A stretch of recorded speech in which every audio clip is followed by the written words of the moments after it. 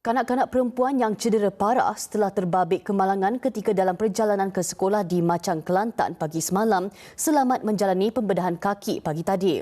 Kaki kanan Mas Siti Rosnani Rosli, 7 tahun, terpaksa dipotong hingga ke paras peha bagi mengelak komplikasi serius.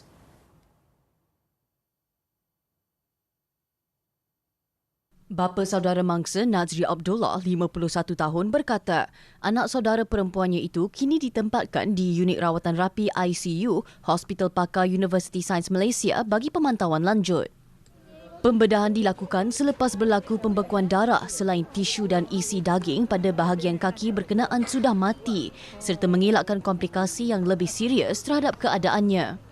Seorang lagi mangsa, Muhammad Muskir Rosli, 14 tahun, yang cedera tulang peha kanan dijadual menjalani pembedahan di Hospital Sultan Ismail Petra HSIP, Kuala Krai hari ini.